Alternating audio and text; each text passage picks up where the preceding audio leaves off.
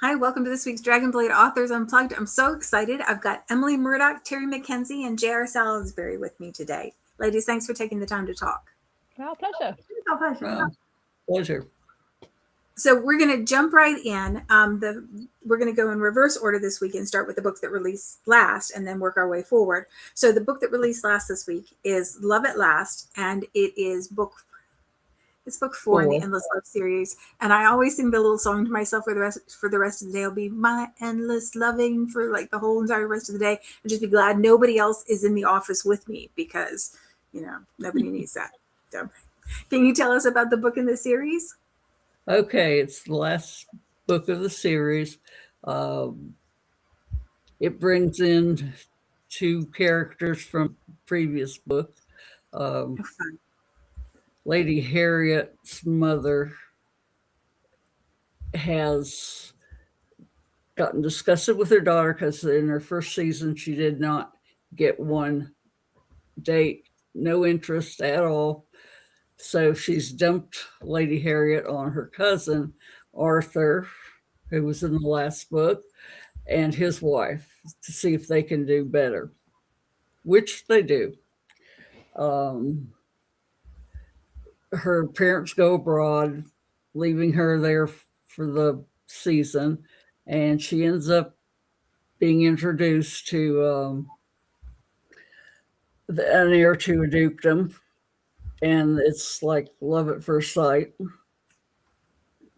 And then, of course, her mother comes back later on in the book and wants to take credit for everything. She wasn't even on the continent. I know, but she comes back. And I'm trying to read my notes. Anyway, it's Lord Lucian Kingston. They both think that they're soulmates, and it's probably the closest thing I've ever written to 2 people being that close. Mm-hmm. And falling that's so in love. Lovely. Pardon? That's so lovely. I love that, like that, the zap of lightning, you're the one kind of love at first sight thing. That's lovely. So that's it in a nutshell. Awesome. Is there anything that tries to keep them apart, or do we just get to be happy the whole entire time? I'm cool with that, by the way, with the way things are right now. I'm cool with just getting to be happy all the time. It could be redone. I mean, continued.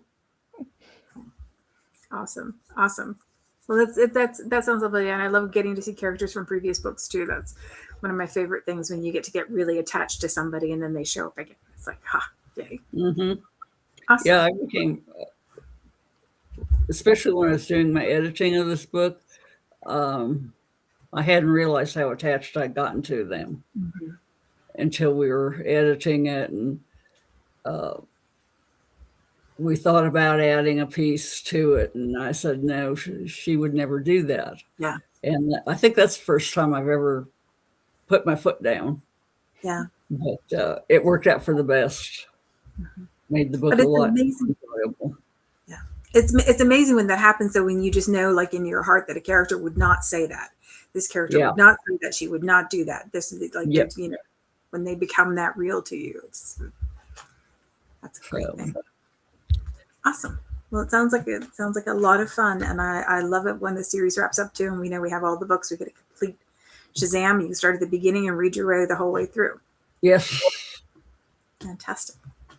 That is not all interrelated somehow. The characters carry through, which I like. Yeah, I do too. It's family or found family, so I get to see, them again. I get to get really invested in what happens to them. So, Awesome. Well, for a series that never finishes, She says with love. I hope this book is Don't Fancy Your Chance, and it's book 12. Yep. 2 digits. I'm not doing that. The last time I did my fingers with you, I got myself into all kinds of raucous trouble, so I'm not going to do that again. Book 12 of 20. So this is a chunky series. So if you have not read a single book in My The Chances series, number one, where have you been? But number 2, pause this video, go and read the previous 11 books, but also you don't have to. That's what I love about this series. They are interconnected because it's the same family, but every single book is its own story. So don't worry, you can dive in book 12. To give people a little bit of background, we start off the series with 4 brothers in the Regency era, and now we're into the next generation and all of their children, all 16 of their brood. And in book 12, Don't Fancy Your Chance, we meet Lord Alexander Chance. He has an absolutely terrible reputation for bedding widows and seducing housemaids. And he is essentially known as the biggest rake in the whole of society. And he's not particularly bothered by that. His family, the Chances are... they're so well respected.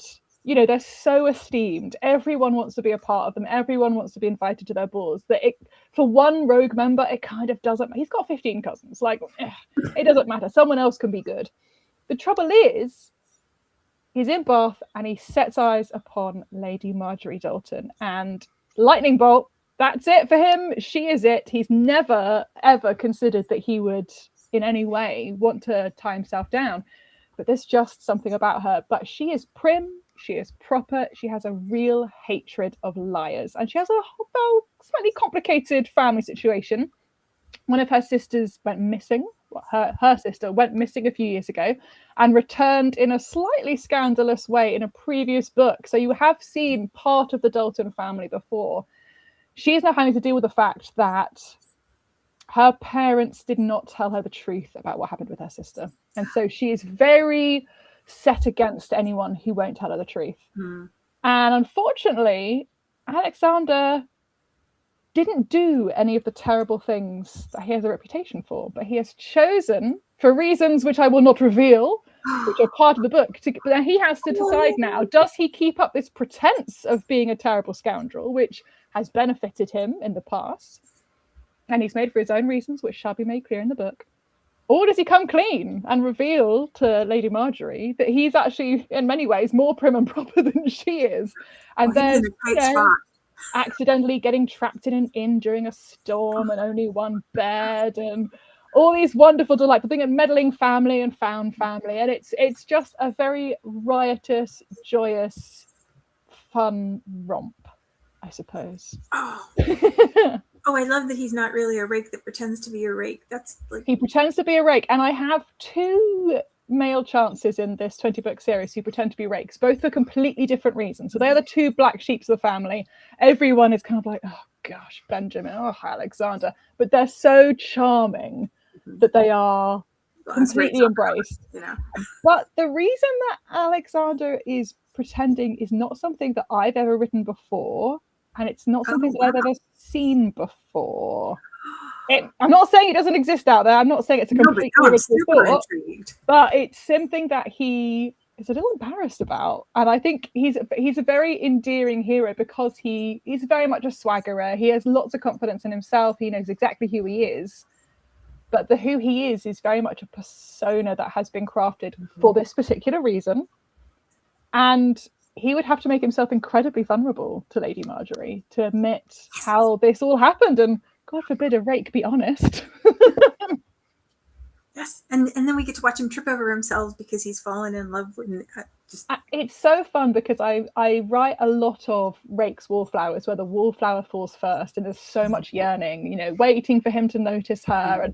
And this is very much kind of the opposite, where she's the wallflower and he's the rake, but she's not massively impressed. Like she's like, well, he's attractive, of course, but like I would never want to associate myself with someone like that. And so he's got all the impetus of yearning and trying desperately to convince her while keeping this massive secret, while trying to maintain the rakish reputation.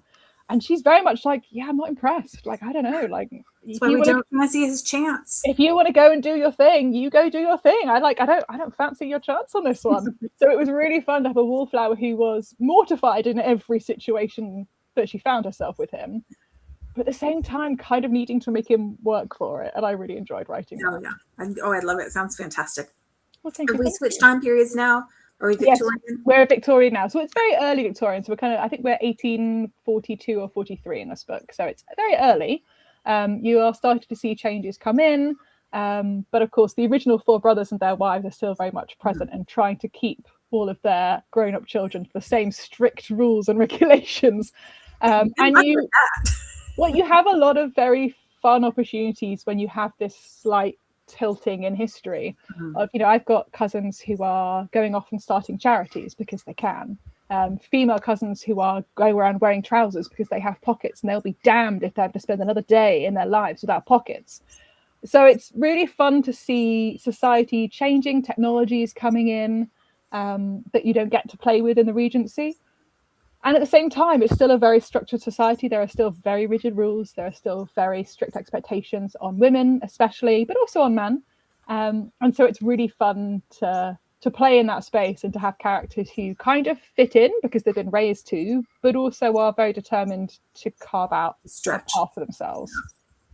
Awesome. And there are 8 more books in the series? 8 more books in the series. I'm writing the last book at the moment. So what I don't think many of our readers always know is that we're writing way ahead of when you get the books, which is why I'm also reading from my blurb, JR. Yeah. I'm also having to remind myself because I wrote this book a year and a half ago. I know. And I'm writing the last book in a series, and I'm really sad about it because I've spent 3 years writing this series, which is I think the longest I've ever spent in one series. And they're my family now. I'm part of the Chance family, and I hope my readers feel like they are too. And so it's going to be very bittersweet to write the final words for that book. Yeah, I can imagine. Awesome. Well, we still have a long ways to go. So lots to enjoy. We don't have to think about that part yet. So the next book that came out this week, or in reverse order, is Highland Enchantment, and that's Brenna Ash's book. And Brenna couldn't join us today, but we'll catch up with her on a future time, which leads us to the first book that came out this week, which is a Lion's Den book, and it's Terri's book, and it's Pledged to a Lion. Can you tell us about this one and also what it's like to write in the Lion's Den world? Yeah, so Pledged to the Lion is about Hugh Westfield, the Duke of Somerset, who used to be a rake a little bit.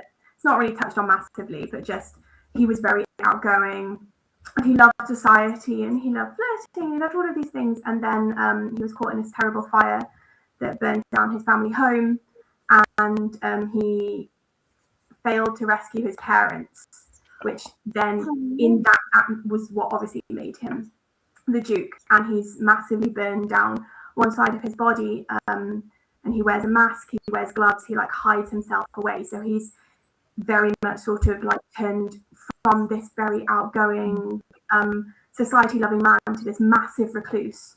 But he has a younger sister, Amelia, who in the 7 years he's been away from society has turned up into a lady, and she's 18, and she's going to have to go to London to find a husband, and he can't do it, can he? So he goes to the Lion's Den and obviously is hoping to find a wife that way. And then we have, on the other side of the coin, we have Miss Christiana Nightingale, who has sort of, she's very plain, and not in she takes off her glasses and she's magically beautiful. Like, she's not objectively very pretty. And she was her society's darling mother's disappointment because she wasn't girlish. She, ripped her dresses. She wanted to read books and climb trees and ride horses, and she wasn't pretty and all of this. And her dad was just this massive gambler who, of course, racked up loads of debts in the Lion's Den. And in order to pay them off, he sells his daughter to Mrs. Dovelyon and sends her down to London in order to marry the nun. Jeez. So it's not the most auspicious of first meetings. And he turns up thinking that he's going to get a bride, and she turns up and she's like, I will under no circumstances marry you, which is a bit of a shock. But they managed to work out their differences and come to an arrangement that would mean that after Amelia marries, they can live their separate lives. He's going to purchase her father's estate for her, so she can live there completely independently, and they can have their separate lives. And so these are the terms by which they enter the marriage. But of course, Amelia has other plans entirely. She's seen her brother kind of mope about for 7 years, and she's like, enough is enough. He's going to fall in love and he's going to be happy about it. So you have machinations. She locks them in rooms together. She organizes all of these things.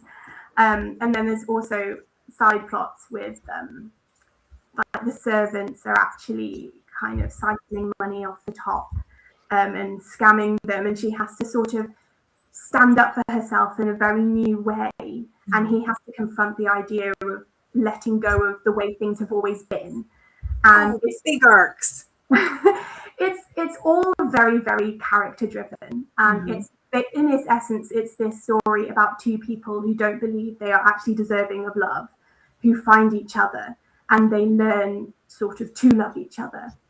And it's not love at first sight. There is no instant sort of zing where they see each other and like, you are the one. It's very gradual. They don't think each other is attractive on first meeting, but as they learn more about each other and they grow together and they understand each other, they find that sort of mutual love and desire. And then eventually both accept it for what they feel for each other, but also accept what the other person feels for them. And it's really lovely. I really fell in love with them. It's such a gentle story.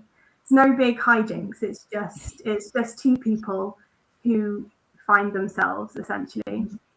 And there's huge vulnerability there too, like the being able to accept somebody else's love for you is a huge vulnerability. Yeah, it's it was very, very rewarding to write. And while it's currently the only book in the Lion's Den world that I have planned, Amelia is then the heroine of the next series that I'm going to be writing. So her series in London, and sort of obviously both Hugh and Christiana are going to be there as well in the background, sort of helping out, and she's going to get in all sorts of trouble. It's a lot of fun. Oh, fantastic. Well, that sounds like fun, and I'm glad we have more books to look forward to too.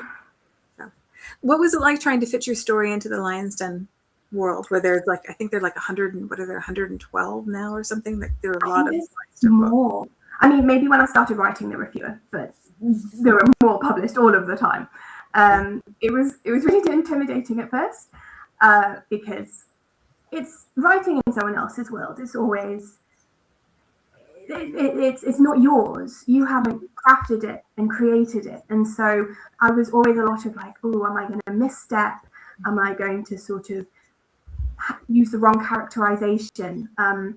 So obviously I just picked several Lion's Den books at random. I didn't start from the beginning and work in. Maybe that would have been sensible. I just sort of picked books that really like appealed to me or had tropes that I liked. I think that's the beauty about the Lion's Den. Like you don't have to read it in order. You can draw on the tropes or the characters or the setups that appeal to you. It's my favorite kind of sort of, well, it's one of my favorite kinds of sort of interconnected series, where they're all standalones, but because they're all in the same world, you meet a lot of the same characters. And it's the same essential premise of, obviously, in these particular books, you know, Lion's Den, Mrs. Doveline is the one who's sort of working behind the scenes, pulling all of the strings. She's such a fun character to be able to play with, and I really hope I did her justice in my scenes. It was very enjoyable, and of course, because I've got, you know, my editor who could come back and be like, hey, actually the veil that she wears doesn't reveal her eyes. I think I'd accidentally written that you could see her eyes, something about her eyes, and they were like, actually no, because it comes down to, you know, below her nose you can just see her mouth, and I was like, I would have missed that. So it's really useful to have, you know, someone who's very familiar with all of this who can catch any sort of missteps that I might make. I love our editors. Yes, so thankful.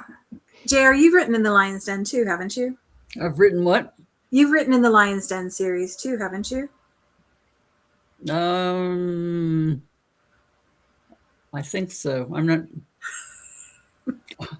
I'm having a hard. My audio's not real good. Oh, I'm sorry. It must have been a while ago too. It's like it's there's so many of those books. But I think I remember seeing one of yours, and I know Emily. I know you have. So I think I was in the first 20 of them. I'm just having a quick look. So hang on. 1, 2, 3, 4, 5, 6, 7, 8, 9, 10. I was number 12. Wow. That was always the Lion Tamer. Yeah. So that was a really, really different experience because it was so new. And we didn't have the handbook that is the amazing resource that we have now. I think we had like a sketch that Catherine had drawn on the back of a piece of paper, and then like a character list, and then like 4 or 5 do's and don'ts. Like, you know, she would never force someone to do something, but she would encourage them or like challenge them. Or so it was a very different experience because it was so new, and because we didn't really know if it was going to take off. We didn't really have a concept of how much we could do with it, because as Terri says, you know, you want it to be cohesive as a world. You do want every author to bring their own flavor and their own kind of writing style and perspective, and I think we weren't quite sure at the beginning how readers were going to take that, because if you particularly love really, you know, one author's style, you might not want to venture out into the rest of the Lion's Den. But I think what I love about it is that all Dragonblade authors are brilliant in their own ways. And you get to have this opportunity to almost like sample like a tasting menu, like these gorgeous books, and you go, oh, actually, I really love this. I'll now go read whatever books they've got elsewhere. Or you can just go, you know what, I'm just loving the Lion's Den. I'll just stay in it. And I think there's over 100 books in there now. Yeah, there's like 112. Well, while you have it open, can you look and see if you can find JR's book while I'm talking? Because if I try and do it, because I'm pretty sure it's there, if I can do it, bad things are going to happen. I'm trying, but it's very difficult to get them all on one page. But while we're doing that, I'm thinking about all things Lion's Den right now, because we're getting ready to launch our first Kickstarter. And this weekend, I'm hoping, cross all your crossables. The books are gorgeous. So I'm going to take a minute and talk about it, because I know lots of people aren't familiar with Kickstarter.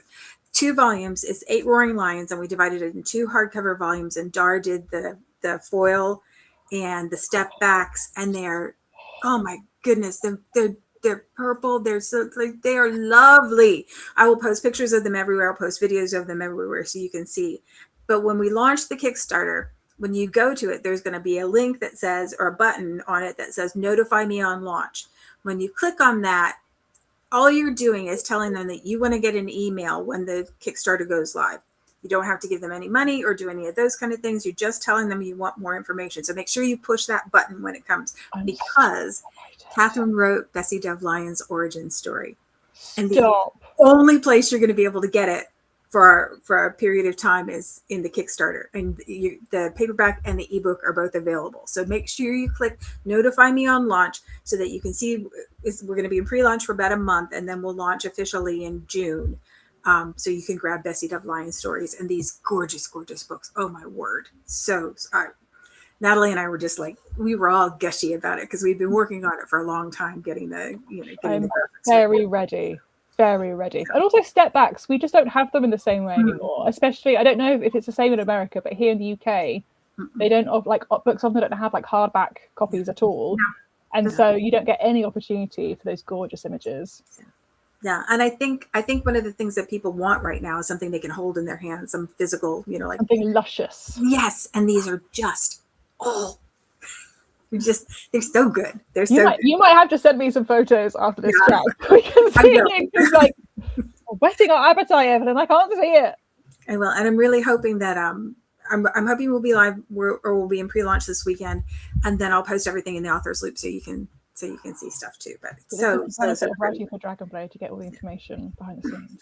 But I know that people are a little bit, unfamiliar with Kickstarter. I know that some of our readers are going to be unfamiliar with it. So I'll try and do a couple of times, or get Juliana to do a couple of times where we talk about what the steps are, so you don't get confused. But all you have to do when you see it is notify me on launch. Boom. This is a bit of Emily Murdoch lore that most people don't know. I was one of the first authors to ever run a Kickstarter. How was that? Yeah, in 2017. Yeah. You're a dinosaur. I know, you wouldn't know to look at me, but no. So they did a call out Kickstarter themselves in 2016, 2017, and they're like, we want to get authors on the platform. We will run a scheme, like a boot camp for like 10 authors, and we'll take you all through it. We'll give you access to data and best practices. And I applied and I got in, and so I was one of the first 10 or 12 authors to launch on Kickstarter, and I launched. I funded my Ravishing Regency series, which is a novella series, which is every single one is insta-love forced proximity in catastrophe situations. So it's Lost with the Lord, Drenched with the Duke, Catastrophe with a Count, which I had so much fun with. And I've done Drenched with the Duke. I mean, like everybody wants that. Who doesn't want that?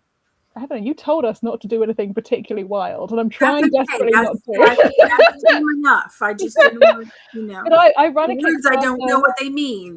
I've run a Kickstarter since, and it's so much fun. And the amazing thing for readers is that you get the opportunity to access beautiful books that otherwise you would never get hold of because it's so complicated to know how many to order as publishers. So essentially Kickstarter is like a really big pre-order for a really fancy book. That's all it is. It's not complicated or scary. All you're doing is pre-ordering a really fancy book that's exclusively available in that one window. So that's it. It's not scary. Yes. And once you start doing it, you're going to find there are like so many gorgeous books. Many gorgeous books. You know, it's like, I mean, it's actually quite worrying. Just by ours, nobody else's. But for those of you who don't want a hardcover, the ebook for the ebook for Bessie Jeff Lyons' story, The Lion's Queen, will be available as an ebook in just your normal way of reading. So that's really cool. I'm a little bit anxious though, because I've got my own sort of headcanons for Mrs. Doveline. I'm a bit nervous that I'm wrong. Well, I think Catherine's a bit nervous too, because she was like, this is it was a big book for her to write because you know, like we've been talking about it for so long. So I'm excited about the whole thing, and it's beautiful, and I can't wait for you all to see it. So in the next couple of days, it'll start showing up on our social media and stuff, and then click the notify me on launch button. That's the button, notify me on launch, and then it will notify you on launch. Yes, ma'am. You'll see everything. So awesome. So we talked a little bit about your characters becoming real to you. I think JR, you had talked about that a little bit when you were talking about your book. Can we talk a little bit more about what it's like to have the characters start out in your head and then by the end of the book feel like somebody that you know, because I'm not sure that that's an experience people that aren't authors have with imaginary, although maybe we do as readers too. Like maybe we do that as readers too. But you had said, JR, you had said about knowing that your character wouldn't do that thing. Do you start out knowing who they are, or do you get to know them better as you go through the book, or when do you get to the point where you feel like I get to know them better as I write the book? I have an idea when I start, but the farther I get along, the more I know them. So by the end of the book, we're friends. What about you, Terri? No, I'm exactly the same.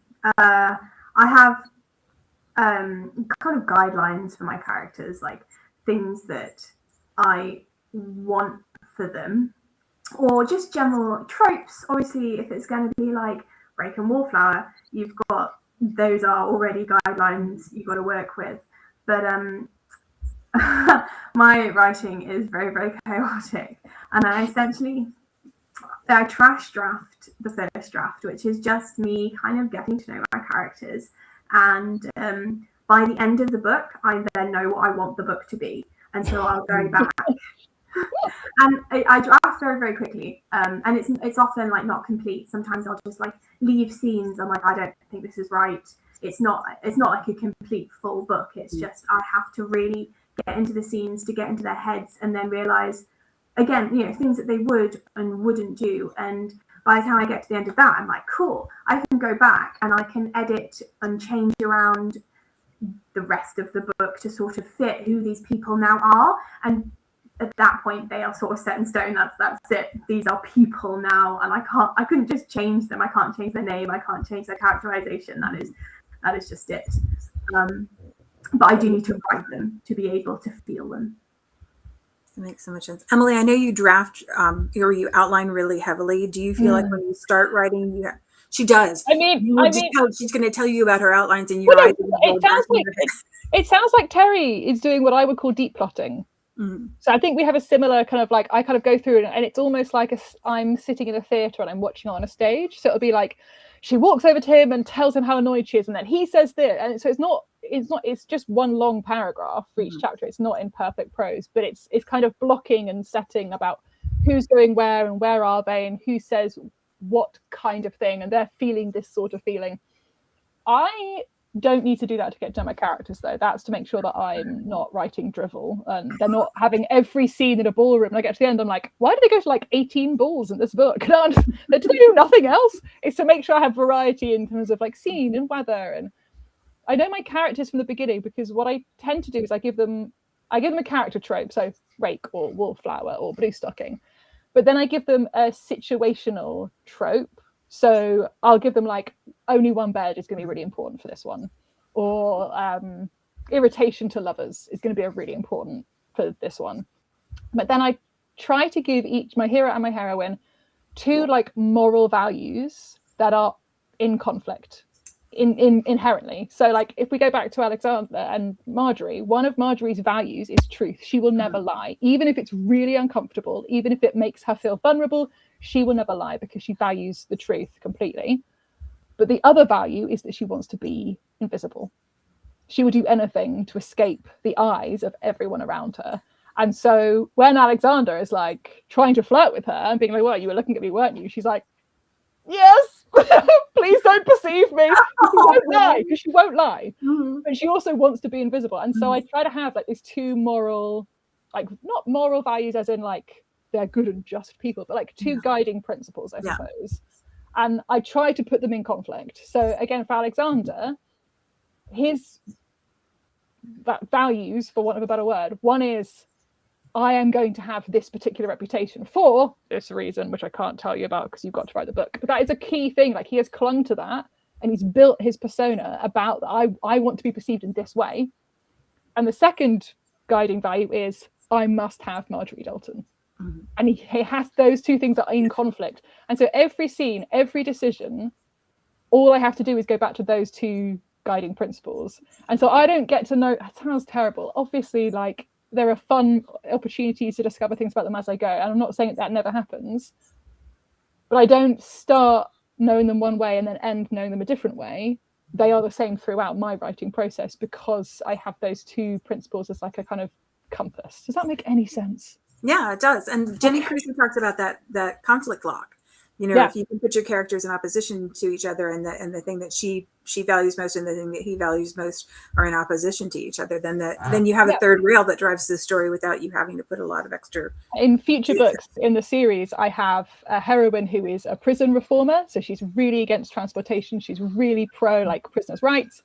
And then the hero is a prisoner that is discharged into her care by a judge who is so annoyed at her continuously campaigning in his courtroom.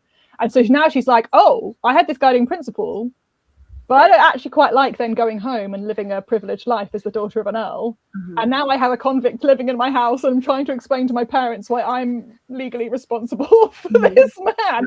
And so like by having, you know, the tropes between the characters as well, like, well, they can't coexist. I'm like, well, they're going to have to in my book. So let's see what happens. No choice for you. Nope. I'm only one bed in every book if I have my own way. Such good trope. It's so good. Well, ladies, it's been brilliant to talk to you today. I really appreciate you taking the time. It's awesome. We could do this all day long, but we've already run over time. So I'm going to say the thing that I say before with modification. Grab the Dragonblade book when you see it. As soon as it goes on pre-order, you got 2 weeks. Jump on it like a cougar. Pounce on it. Grab it. It's not excessive. Some of them, it's a cougar. We're all thinking it. But it's not excessive. Just pounce on it. Grab it right away while it's 99 cents. If you don't get it during that time period, you can always read it in Kindle Unlimited, which is my favorite way to read because you can bounce all over the place. You don't have to think about it. The only problem is if you fill up your thing without, then you got a problem. But up till that point, you're good. You're getting more innuendos as you speak, Ev. I'm very concerned. And the new thing to say is notify me on launch. Make sure you click the button, notify me on launch, so that you can grab the Lion's Den Kickstarter. You can choose what you want out of the Kickstarter when it goes live. If you just want Bessie Dove Lion's Story, you can get that. If you want the gorgeous editions, you can get those. If you want both, you can get those. If you want to have an hour-long chat with Catherine Levesque to talk with your author buddies or to talk with your book club buddies or whatever, you can get that too. We have got all the good things for you. So, all right, ladies, thanks so much for taking the time. I really do appreciate it.